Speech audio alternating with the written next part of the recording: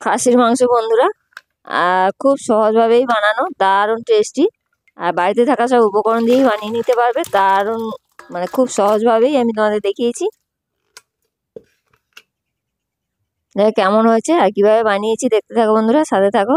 খুব সহজভাবেই বানিয়ে নিতে পারবে বাড়িতে থাকা সব উপকরণ দিয়ে খাসির মাংস। আর খাসির মাংসটা এমনভাবে বানিয়েছি, মানে খাসির মাংস খাচ্ছ কি মুরগির মাংস খাচ্ছ বুঝতে পারবে না। কিভাবে বানিয়েছি দেখতে থাকো বন্ধুরা।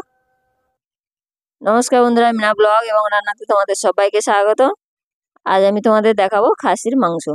আর দেখো আমাদের 500 গ্রাম মাংস নিয়ে এসছে। আর মাংসটা আমি ভালো করে ধুয়ে নেব, গরম জল করেছি। আর গরম জলে মাংসটা ধুলে কোনো গন্ধ থাকে না।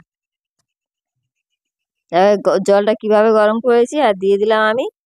এই যে গরম জলটা ঢেলে দিলে একটা কালার দেবে কেমন হয়ে যায় একদম। ভালো করে আমি ধুয়ে নেব মাংসটা। ধুয়ে তুলে নিয়েছি। আর এর মধ্যে আমি কি কি উপকরণ দিয়ে মেখে নেব। লবণ দিয়ে দিলাম, পরিমাণ মতো হলুদ দেবো 2 চামচ, 2 চামচ লঙ্কার গুঁড়ো দেবো। তোমরা যে যেমন ঝাল খাবে দেবে।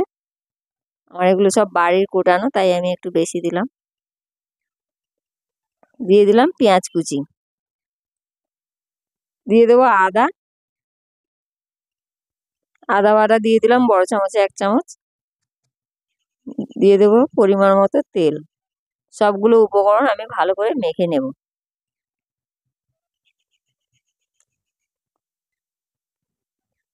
মাখা হয়ে গেছে। আর কড়াইতে তেল বসিয়েছি। আর আমি আলুগুলো কেটে রেখেছিলাম, আলুগুলো ভেজে নেব। লবণ আর পরিমাণ মতো লবণ আর হলুদ দিয়ে আলুগুলো ভেজে তুলে নেব।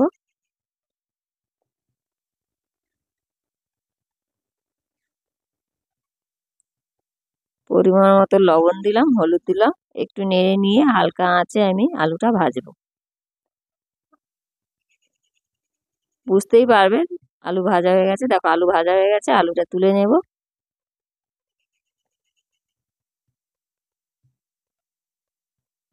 পুরো ভিডিওটা মন দিয়ে দেখো বন্ধুরা, আর সাথে থাকো। রান্না কেমন হলো তোমরাও এভাবে বানিয়ে খেয়ে কমেন্ট করতে ভুলো না। আলুগুলো আমি তুলে নিলাম। আর ওই কড়াইতেই আবার একটু তেল দিয়ে আমি মাংসটা বানিয়ে নেব। তেল দিয়েছি আর গোটা এলাচ, 2টো লং, একটু দারচিনি ফোড়ন দিলাম, 2টো তেজপাতা ফোড়ন দিলাম। আর দিয়ে দেবো কেটে রাখা পেঁয়াজ। 2টো মিডিয়াম পেঁয়াজ নিয়েছি। পেঁয়াজটা একটু লাল হলেই আমি দিয়ে দেবো এর মধ্যে রসুন বাটা। একটা বড় চামচ আমি রসুন দিলাম, 2 চামচ। একটু রসুনটা লাল করে ভেজে নিয়ে অল্প একটু আদা দেবো। আমি প্রথমে আদা দিয়েছি মাংসতে, আর এখন আদা দিয়ে আমি বেশি নাড়বো না, আদাটা দিয়েই আমি মাংস তুলে দেব। অল্প একটু আদা দিলাম, ছোট চা চামচে 1 চামচ মতো। এর মধ্যে আমি মেখে রাখা মাংসটা দিয়ে দিলাম। আমি কি কি দিয়ে ম্যারিনেট করেছি দেখেছো। আর আমি আর এর মধ্যে কোনো মশলা দেবো না, লবণ স্বাদ মতো আমি দিয়ে দিয়েছি।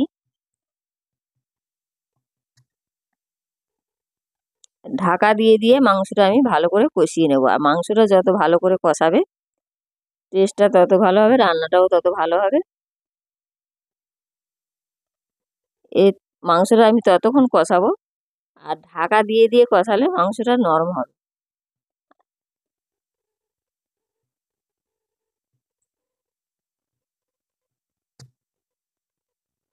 এইভাবে ঢাকা দিয়ে দিয়ে আমি মাংসটা ভালো করে কষিয়ে নেব।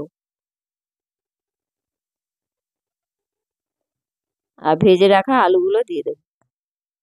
কেমন কষানো হয়েছে। ভেজে রাখা আলুগুলো দিয়ে দিলাম, দিয়ে আরও ভালো করে কষিয়ে নেব।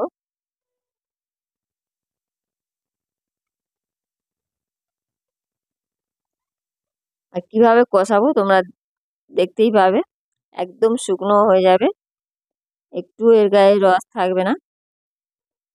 বেশি মাংস হলেও আমি এভাবে কষিয়ে নিই মাংসটা। আর কষানোটা যত ভালো হবে মাংসের টেস্টটা তত ভালো হবে, রান্নাটাও তত ভালো হবে। দেখো আমার কষানো হয়ে গেছে। আর আমি কিভাবে কষিয়েছি দেখেছো। প্রেসার কুকারে তুলে দিলাম। আর প্রেসারে দিয়ে আমি এই কড়াইটা ধুয়েই কড়াইতে একটু জল গরম করে নিয়ে এর মধ্যে দিয়ে দেবো 1.5 বাটি মতো জল দেবো। মানে প্রেসারে দেখতেই পাবে মাংসের উপরে কতটা জল থাকবে।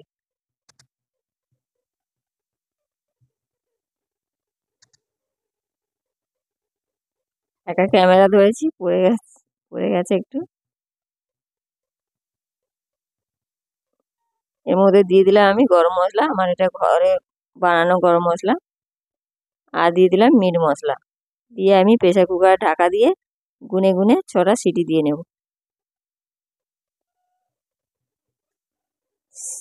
দেখো বন্ধুরা, সিটি দেওয়া হয়ে গেছে আর প্রেসারটাও আমি মানে ঠান্ডা হয়ে গেছে, খুলেছি। কেমন হয়েছে, একদম মানে ঝোল বেশি নেই, মাখা মাখা হয়েছে। ভিডিও শেষ করছি বন্ধুরা, ভালো থাকো সবাই।